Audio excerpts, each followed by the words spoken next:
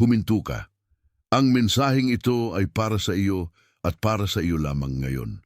May isang bagay na gumalaw sa loob mo kahit hindi mo pa ito kayang pangalanan. Matagal mo nang bitbit ang isang tahimik na bigat na walang nakakakita. Marahil ngumiti ka habang may kulang sa dibdib mo, marahil nagpatuloy ka habang may tanong na hindi sinasagot ng kahit sino sa paligid mo, at marahil nakita mo na ang sarili mong pagod sa mga gabing ikaw lang ang nakakaalam kung gaano kabigat ang iyong dinadala. Manatili ka rito. Sa dulo ng mensaheng ito, makikilala mo ang mga palatandaang matagal nang kumikilos sa buhay mo. Mauunawaan mo ang isang pattern na tahimik na humahawak sa mga pintuan mo, at maririnig mo ang isang deklarasyon na hindi ko binubuo sa sarili ko, kundi dumarating para sa iyo ngayong gabi. Kung minsan, ang isang salita ay dumarating na parang paalala, ngunit sa totoo lang ay pag-amin.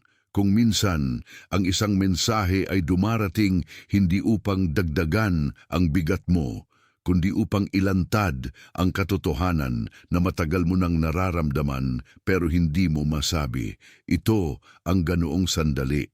Pakinggan mo ito ng dahan-dahan. Ikaw ay hindi tinawag para lituhin pa, kundi para kilalanin. Ikaw ay hindi dinala rito para mapahiya sa tagal ng iyong paghihintay, kundi para makita mo na ang Diyos ay gumagalaw sa paraang mas tahimik kaysa sa inaasahan mo, ngunit hindi kailanman mali. Mula pa sa simula, may mga bagay ng kumikilos sa paligid mo. May mga pinto na hindi bumukas ng malakas, ngunit unti-unting nagsasara sa likod mo. May mga pagnanais na dati ay malinaw, ngunit ngayon ay parang hindi nakasya sa dibdib mo. At may mga sandaling napapatingin ka sa isang ordinaryong araw at alam mong may nagbago kahit walang nakakapansin. Marahil ilang linggo mo nang nagigising sa parehong oras, halos para bang may kumakatok sa pagitan ng dilim at liwanag. Pansin, kailangan mong maghanda ngayon. Naghanda ako ng eksklusibong material para sa mga nararamdamang inihiwalay para sa mas dakilang layunin, ngunit nabubuhay na napapaligiran ng ingay, mga abala at mental overload.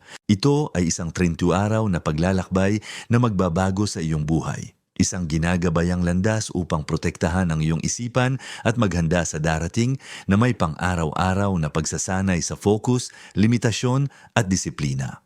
Itigil mo na ang pakikipag-usap sa ingay. Matutunan mong tukuyin ang mga abala bago kanila kontrolin at palakasin ang iyong isipan. Available din sa immersive audio version. Mahigit 10,000 mambabasa na ang nagbago ng kanilang buhay sa pamamagitan ng 30 araw na paglalakbay.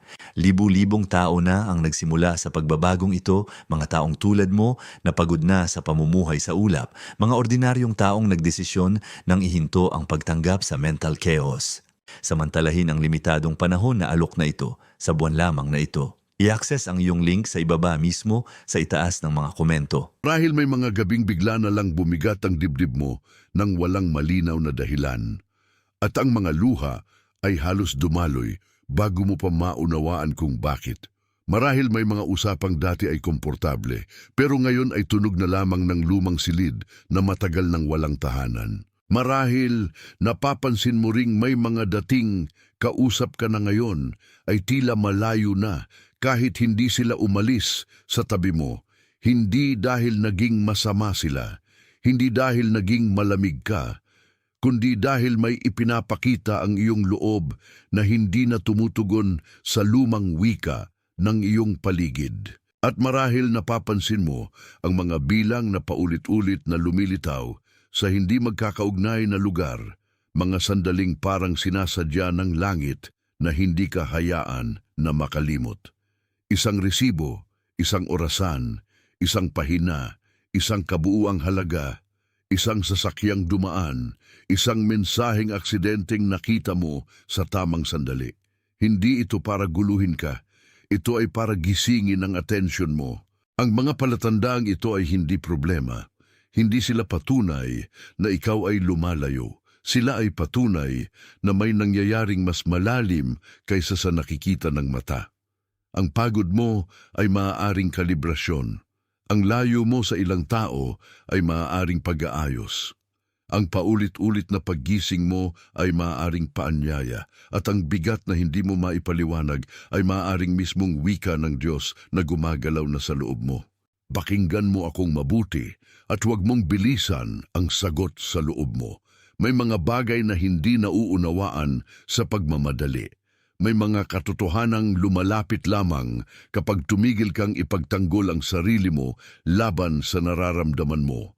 Kung isa man sa mga ito ang tumama sa iyo, kung may isa man sa mga palatandaang iyon ang biglang naging malinaw sa loob mo, itype mo ang bilang na 888 sa mga komento. Ang mga daliri mong magta-type niyan ay maliit na pagsang-ayon ng iyong espiritu. Ito ang numero ng pag-apaw. I-type mo ang 888 tapos bumalik ka agad sa akin. At may mas malalim pa kaysa sa mga palatandaan. May mas tahimik, mas tiyak at mas matagal nang gumagalaw sa ilalim ng mga ito. Sa ilalim ng lahat ng iyon, iisa ang pattern. Hindi ka basta napapagod, hindi ka basta nahuhuli. Ang ginagawa mo ay paulit-ulit mong inaabot ang mga pinto gamit ang paraan na itinuro sa iyo noon. Kahit ang pinto ay matagal nang hindi bumubukas sa lakas ng pagpilit, para kang may hawak na lubid na dati ay nakakabit sa isang bangka, ngunit ngayoy wala nang sumasagot sa iyong paghila. Ito ang pattern. Masipag kang umaasa, pero ang loob mo ay natutong maghintay sa maling paraan. Nagbibigay ka, nagtitiis ka, naninindigan ka, ngunit may bahagi sa iyo na naniniwalang kailangan mong pag-urin ang sarili mo bago ka pagpalain. Kaya ang puso mo ay naging bantay at ang pag-asa mo ay naging trabaho. Ganito ito umuulit sa buhay mo. Kapag may ipinapangako ang isang tao, pinapakinggan mo ang pagitan ng mga salita at ng kilos. Kapag may pinto na nakasarado, iniisip mo kung ano pa ang kulang sa iyo. Kapag may pagkakataong lumalapit, sinusukat mo muna kung sapat ka bang dalhin iyon nang hindi ka mababasag. At habang tumatagal, mas lalo mong pinapatunayan sa sarili mo na kailangan mong maging matibay upang maging karapat-dapat. Ngunit hindi ito kailanman naging kasalanan mo. Tinuruan ka lang ng panahon na maging maingat. Tinuruan ka ng mga dating sugat na magbantay bago maniwala. Tinuruan ka ng mga kabiguan na magtanim ng kontrol sa halip na kapahingahan. Kaya ngayon, kahit gusto mo nang sumuko sa pagod, may bahagi sa iyo na hindi pa rin marunong bumitaw. At iyan ang tahimik na kapalit ng pattern na ito. Kapag masyado kang sanay sa pagpigil, hindi mo na napapansin na ang puso mo ay laging nakatayo, kahit ang kaluluwa mo ay matagal ng pagod. Kapag masyado kang sanay sa pag-a-adjust, hindi mo na napapansin na minsan ay tumutugon ka sa lumang takot, hindi sa kasalukuyang katotohanan. Kapag masyado kang sanay sa pagbuo ng paraan, hindi mo na napapansin na may biyayang hindi kailanman hinihingi sa pamamagitan ng pagod. Ngunit may layer pa sa ilalim nito, at dito mo makikita kung bakit hindi lang ito usapin ng ugali, kundi usapin ng pinagmulan ng iyong tinig. Isipin mo ang isang lumang bakuran, hindi iyong bukas at maliwanag na bakuran na pinaglalakaran ng mga bisita, kundi iyong bakuran sa gitna ng bahay na hindi napapansin ng karamihan, pero doon nakaimbak ang tubig, doon nakasabit ang mga damit na pinatutuyo ng araw, doon nagsisimula ang mga bulong ng umaga. Doon ka nakatira ng mas matagal kaysa sa inaakala mo. Doon ka natutong huminga ng maingat. Sa bakuran na yon, may isang pinto na dati ay laging nakabukas. Dadaan ang hangin, dadaan ang tawanan, dadaan ang tinig na malaya. Ngunit may dumating na panahon na isinara ang pinto, hindi para magtaksil, kundi para makaligtas. At mula noon, ang bakuran ay naging mas tahimik. Ang ilang bintana ay hindi na binubuksan ng lubusan. Ang ilang upuan ay hindi na hinihintay. Ang ilang awit ay hindi na inaawit ng malakas. Iyan ang nangyari sa loob mo. May bahagi sa iyong kasaysayan na natutong manahimik upang manatiling buo. May bahagi sa iyo na natutong huwag manghingi ng malakas upang hindi mapahiya. May bahagi sa iyo na natutong maging maayos, maging mahinahon, maging matatag kahit ang tunay na kailangan mo ay marinig, mahawakan at makilala. Kaya ngayon kapag may pag-ibig na dumarating, hindi mo na ito sinusalubong ng kagalakan, sinusukat mo na ito ng matandang bantay sa loob mo. Hindi ito kahinaan, ito ay alaala, hindi ito kakulangan. Ito ay bakas ng mahabang panahon na itinuro sa iyo kung paano mabuhay ng may nakasara sa loob. Ngunit ang bakuran ay hindi ginawa para manatiling sarado. Ang pinto ay hindi itinayo para maging pangmatagalang bilangguan. At ang katahimikan mo ay hindi hatol. Isa itong kwentong maaaring muling buksan. Kung ang larawang ito ay tumama sa iyo, kung ang bakurang iyon ay parang ikaw mismo, i-type mo ang mga salitang, "Ako ay handa na." Huwag mo itong i-type na parang healing. I-type mo ito na parang pag-alaala. Ang katahimikang iyon ay hindi na dapat maging tahanan mo. I-type mo ang "Ako ay handa na", tapos bumalik ka agad sa akin. Dahil ang pinakabuod nito ay hindi pagpilit, hindi ito pagsusumikap na maging sapat sa harap ng Diyos. Ang pinakabuod nito ay pagbabalik. Pagbabalik sa bakurang hindi na kailangang bantayan ng buong gabi. Pagbabalik sa pintong hindi mo kailangang ipangarag bago bumukas. Pagbabalik sa tinig na matagal nang nakatulog sa takot ngunit hindi kailanman namatay. Hindi mo kailangang buuin sa isang iglap ang matagal nang naputol. Hindi mo kailangang patunayan sa bawat araw na karapat-dapat kang mahalin. Hindi mo kailangang ibalik ang sarili mo sa pamamagitan ng kapangyarihan ng pagod. Ang kailangan mo ay tanggapin ang unti-unting pagbalik ng mga bagay na matagal nang hinihingi ng iyong loob sa katahimikan. Naroon ang isang simpleng pagsasanay na hindi para ipakita sa iba, kundi para alagaan ang sarili mong pagtanggap. Tuwing umaga, bago ka sumagot sa ingay ng mundo, manahimik ka ng ilang sandali at pangalanan mo sa loob mo ang isang bagay na hindi mo na kailangang habulin ngayon. Sabihin mo, "Hindi ko na kailangang pilitin ang bukas." Sabihin mo, "Hindi ko na kailangang ipagpilitan ang pinto." Sabihin mo, "Tatanggapin ko ang dumadating sa tamang oras." At naroon din ang isa pang pagsasanay. Sa gabi, bago ka matulog, tingnan mo ang laman ng iyong puso na para bang tinitingnan mo ang bakurang iyon sa dilim. Hindi para husgahan ang alikabok, hindi para bilangin ang mga sira, kundi para tandaan na ang pag-aalaga ay mas tahimik kaysa sa paghahanap. Ang pag-aalaga ay nagsisimula sa pananatili, hindi sa pagtakbo. Kapag ginawa mo ito, hindi ka nagtatayo ng bagong pagkatao mula sa wala. Inaalagaan mo lamang ang matagal nang naririto ngunit natabunan ng takot. At kapag inalagaan mo ang naririnig mo sa loob, nagsisimulang lumambot ang dati mong paninindigan na kailangang ikaw ang laging lumaban ng mag-isa. Hayaan mong tumama iyon sa iyo. Hindi ka hinilingang mag-isa habang buhay. Hindi ka hinilingang magpatuloy ng walang tulong. Hindi ka hinilingang supilin ang pagnanais mo para lamang mapanatili ang anyo ng lakas. Kung may bahagi sa iyo na marahang tumango habang sinasabi ko ito, hayaan mo ang iyong pag-like na maging amen ng walang salita.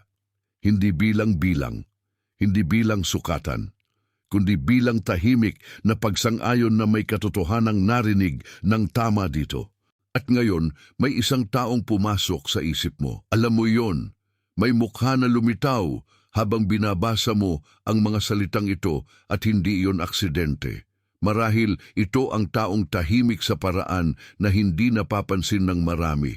Marahil ito ang taong pagod na magpakatatag. Marahil ito ang taong may dalang bigat na hindi nila ipinapakita, pero alam mong kailangan nila ang mensaheng ito. Ipadala mo ito sa kanila, hindi bilang mungkahi, bilang pagdadala, bilang paghahatid ng parehong pag-alaala na dumating sa iyo ngayong gabi. May mga mensaheng hindi lang dapat marinig, dapat din itong makarating. At kung ang kanilang mukha ay bumalik sa iyo habang binabanggit ko ito, alam mong sila ang taong iyon. At bago magsara ang lahat, pakinggan mo ang pagtatapat na ito. May isang kasunduan na unti-unting nabuo sa pagitan ng narinig mo at ng nararamdaman mo. Hindi mo ito pinilit, hindi mo ito inayos, ngunit kinilala mo ito. At ang pagkilala ay madalas na simula ng pagbabalik. I-type mo ngayon ang mga salitang, "Ako ang hinirang." Gawin mo ito ng dahan-dahan. Hindi bilang paghahangad, hindi bilang pag-asa lamang, kundi bilang kumpirmasyon na may itinakdang katotohanan na hindi mo na kailangang ipagtanggol pa. Ang kasunduang tahimik na bumubuo sa pagitan ng langit at ng iyong pakikinig ay hindi biro. I-type mo ang "Ako ang hinirang" tapos manatili ka pa sandali. Ikaw ay kinikilala, ikaw ay iniingatan, ikaw ay binabalikan ng liwanag na matagal nang tinatawag ang pangalan mo. Ikaw ay hindi isinilang para manatiling nakaluhod sa pagod. Ikaw ay binigyan ng daan upang tumanggap ng hindi nanginginig sa takot. Ikaw ay dinadala pabalik sa kapahingahan. Ikaw ay dinadala pabalik sa katotohanan. Ikaw ay dinadala pabalik sa pag-ibig na hindi mo kailangang paghirapan. Ikaw ay dinadala pabalik sa pintong matagal nang nakalaan para sa iyo. Ikaw ay dinadala pabalik sa sarili mong tahanan, sa espiritu. Sa sandaling ito, sa iba't ibang dako ng mundo, may mga pusong tumatanggap ng kaparehong pagkilala. May mga taong tahimik na umiiyak, may mga taong nakaupo sa dilim, may mga taong hindi alam kung bakit biglang naging malinaw ang kanilang paghinga. Kasama ka roon, bahagi ka ng isang pagdinig na hindi maingay, ngunit tunay na tunay. At ngayong gabing ito ang salita ay nakarating na, ang pinto ay binuksan na, ang pag-ibig ay nahayag na, ito ay nakaselyo na. Ikaw ay kinikilala, ikaw ay iniingatan, ikaw ay binabalikan ng liwanag na matagal nang tumatawag sa pangalan mo. Ikaw ay hindi isinilang para manatiling nakaluhod sa pagod. Ikaw ay hindi nilikha para gawing tahanan ng takot. Ikaw ay hindi dinisenyo para palaging ikaw ang laging nag-aayos ng lahat habang tahimik na nauubos. Ikaw ay tinatawag pabalik sa kapahingahan. Ikaw ay tinatawag pabalik sa katotohanan. Ikaw ay tinatawag pabalik sa pag-ibig na hindi mo kailangang paghirapan, hindi mo kailangang pilitin, at hindi mo kailangang ipagtanggol sa bawat araw. Ikaw ay hindi na pag-iwanan, ikaw ay hindi nakalimutan, ikaw ay hindi lumihis sa tamang landas sa sandaling napagod ka. May mga pagkakataong ang katahimikan ay hindi kawalan. Ito ay paghahanda. Ngayon, ang hinaharap na matagal mong pinanghahawakan ay hindi ka na hinahabol sa pamamagitan ng pangamba. Lumalapit ito sa iyo sa pamamagitan ng kapayapaan. At ang kapayapaang iyon ay hindi mahina. Ito ay mas matibay kaysa sa dating lakas na pinilit mong isuot araw-araw. Hindi mo kailangang makita ang lahat bago maniwala. Hindi mo kailangang maunawaan ang bawat pinto bago pumila ang iyong puso sa tamang daan. Hindi mo kailangang paikliin ang iyong paghinga para lang magmukhang okay.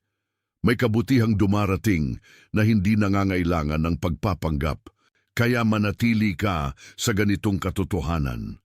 Ang liwanag na ito ay hindi dumaan upang patunayan ang sarili. Dumaan ito upang paalalahanan ka na may mga bagay na matagal nang nakasulat sa iyo bago pa man nagsimulang magsara ang ilang pinto. Kapag ang isang mensahe ay dumating ng ganito kalalim, madalas ay hindi ito para sa isip lamang.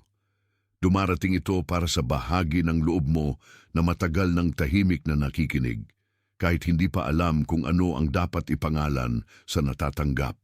May mga gabing may maririnig ka sa loob mo na mas totoo kaysa sa mga ingay sa paligid. May mga sandaling ang dibdib mo ay marahang luluwag. At ang luluwag na iyon ay hindi dahil wala ng bigat, kundi dahil may nagsisimula ng bumitaw sa pagkakapit sa iyo. Ilang ulit ka nang nagdasal na sana may malinaw kang makitang palatandaan. At ngayon, ang malinaw na palatandaan ay ito mismo. Hindi ka nawawala sa gitna ng paghihintay mo. Ginagawa ka, tinatagpo ka, hinahanda ka sa pagdating ng isang pag-ibig na mas malaki kaysa sa takot na matagal nang nakapaligid sa iyo. May dahilan kung bakit ang mensaheng ito ay dumating ngayong gabi. May dahilan kung bakit ang mga salitang ito ay tumama sa oras na mas tahimik ang mundo. Parang may itinakdang oras ang langit para hindi ka mauna sa sarili mong pag-aalala. Parang may appointment ang kaluluwa mo sa katotohanan ito at hindi ka sinadya ng pagkakataon lamang. Huwag mong maliitin ang sandaling ito. Ang mga bagay na ipinapakita sa iyo ng banayad ay kadalasang mas malalim kaysa sa mga bagay na sumisigaw. At ang mga bagay na dumarating sa loob mo bago pa sila maging nakikita sa labas ay madalas na unang yugto ng pagbabago.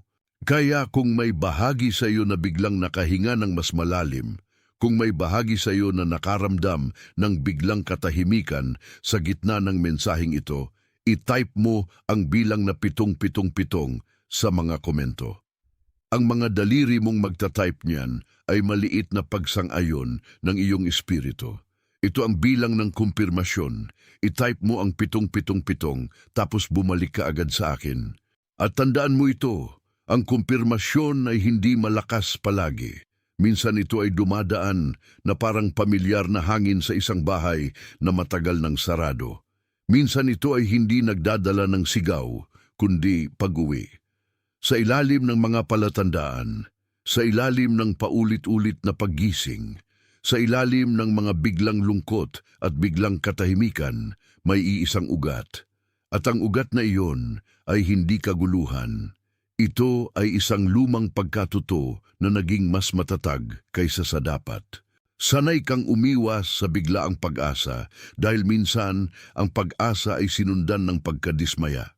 Sanay kang maghanda ng puso mo sa pinakamasamang anyo ng balita dahil minsan iyon ang naging paraan mo para hindi tuluyang mabasag.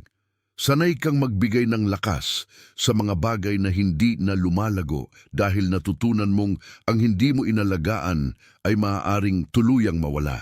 Kaya ang pattern ay ganito.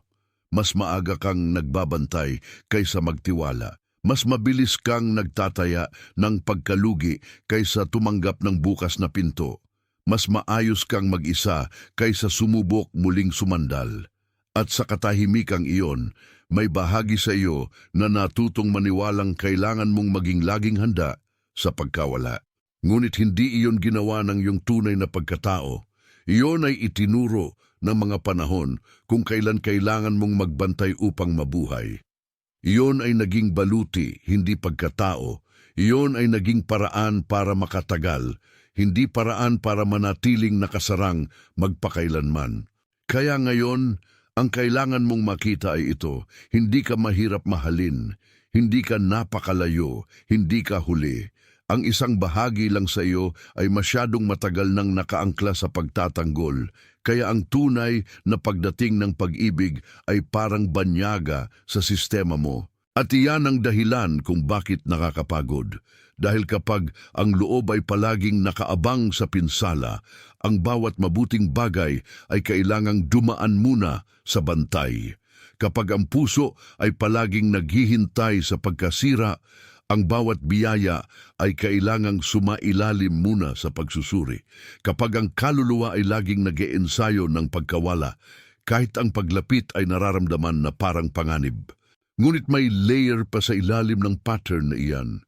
At doon tayo papasok ngayon dahil hindi sapat na pangalanan lamang ang sintomas. Kailangang makita ang lumang pinagmulan kung bakit ito patuloy na bumabalik. Isipin mo muli ang bakurang iyon.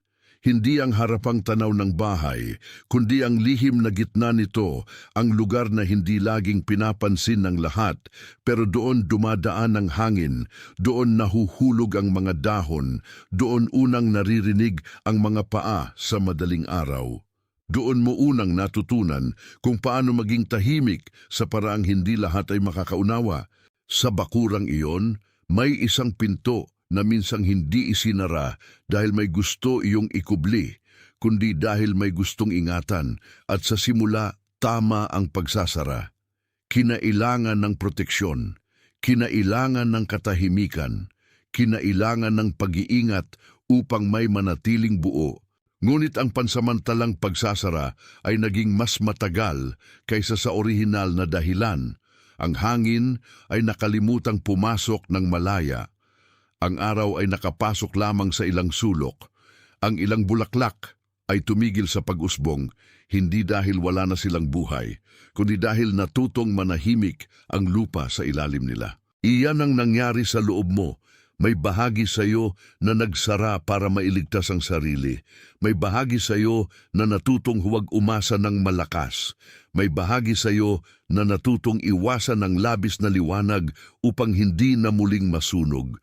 At mula noon, ang dating bukas na espasyo ay naging mas maingat, mas tahimik at mas mabigat dalhin. Hindi ka sinira ng katahimikan, hinubog ka nito. Ngunit ang humubog sa iyo noong una ay hindi na kailangang maghari sa iyo ngayon. Ang pinto ay hindi palaging kailangang manatiling nakakandado. Ang bakuran ay hindi kailangang manatiling lihim habang buhay. May panahon ng pag-iingat at may panahon ng pagbabalik. At sa pagbabalik na iyon, may isang bagay na dapat mong marinig ng malinaw. Ang iyong katahimikan ay hindi kawalan ng tinig. Ito ay tinig na minsang napalitan ng pag-iingat. Ang iyong pagiging maingat ay hindi walang laman. Ito ay alaala ng isang panahong kailangang maging mas maliit ang sarili upang manatiling ligtas. Ngunit ang mas maliit na anyo mo ay hindi ang buong ikaw. Sa totoo lang, matagal ka nang may naririnig sa ilalim ng katahimikan mo. Hindi ito malakas, ngunit hindi rin ito namatay. Parang ugat na patuloy na kumakapit sa lupa kahit natabunan ng maraming panahon. Parang bakurang matagal nang nakapikit, ngunit nananatiling naghihintay sa pagbubukas ng araw.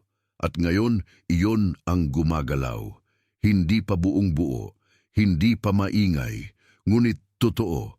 At ang paggalaw na iyon ay nagsisimula sa isang pagbabalik na hindi mo kailangang ipilit. Kung ang bakurang iyon ay parang ikaw, kung ang pinto at ang tahimik na loob nito ay biglang naging malinaw sa puso mo, i-type mo ang mga salitang "ako" ay handa na sa mga komento. Hindi bilang pangako sa sarili mong lakas, kundi bilang pag-amin na tapos na ang panahong kailangang manatiling lahat ay nakasarado. I-type mo ang "ako" ay handa na, tapos bumalik ka agad sa akin. Dahil ang pagbabagong ito ay hindi tungkol sa paglikha ng bago mula sa wala. Ito ay tungkol sa pagbabalik ng hangin sa lugar na matagal nang inalagaan sa loob ng pagkakakulong. Ito ay tungkol sa pag-uunat muli ng mga bintanang natakpan ng takot. Ito ay tungkol sa pagpayag na may makapasok na liwanag nang hindi mo muna kailangang unawain kung paano ito gagawin ng buong buhay mo. Ang pinipili mo ngayon ay hindi pagmamadali. Ang pinipili mo ay pagtanggap. Ang pinipili mo ay ang pagpayag na ang bakuran sa loob mo ay muling madama ang araw. At kapag pinayagan mo iyon, hindi nawawala ang iyong karunungan. Lumalalim ito. Hindi nawawala ang iyong pag-iingat. Nalilinis ito. Hindi nawawala ang iyong pananampalataya. Bumabalik ito sa tamang anyo.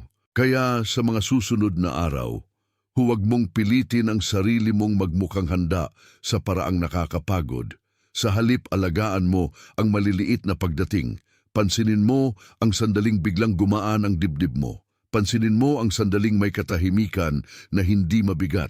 Pansinin mo ang sandaling ang isang dating takot ay hindi na kasing lakas ng dati. Iyan ang pagbubukas. Iyan ang pagbabalik ng hangin. At may isa pang paraan ng pag-alaga na simple ngunit malalim. Bago ka matulog, isipin mo ang bakurang iyon at sabihin mo sa loob mo, hindi ko na kailangang bantayan ang lahat ngayon. Hindi ko na kailangang hawakan ang bawat sulok ng aking takot. Hindi ko na kailangang ituring ang katahimikan na parang kulungan. Sa gabing ito, pinapayagan kong bumalik ang buhay. Sa umaga, bago ka tumugon sa ingay ng araw, kilalanin mo ang isang bagay na tunay na dumating sa iyo sa katahimikan. Maaaring ito ay kapayapaan, maaaring ito ay liwanag, maaaring ito ay isang simpleng pakiramdam na hindi ka na kasing bigat gaya kahapon. Huwag mo itong maliitin. Ang mga munting pagbabalik ang kadalasang unang tanda ng malaking pagdating. At habang ginagawa mo iyon, huwag mong isipin na ikaw ay nangungutang ng lakas. Hindi ka nangungutang. Tumanggap ka. Inaalagaan mo ang nakatanggap. Ang pagdinig na ito ay hindi nagtutulak sa iyo upang maging higit sa kaya mo. Inaanyayahan ka nitong maging totoo sa kung sino ka na sa ilalim ng takot. May kapayapaan na naghihintay sa mga kamay mong hindi na kailangang humawak ng mahigpit sa lahat.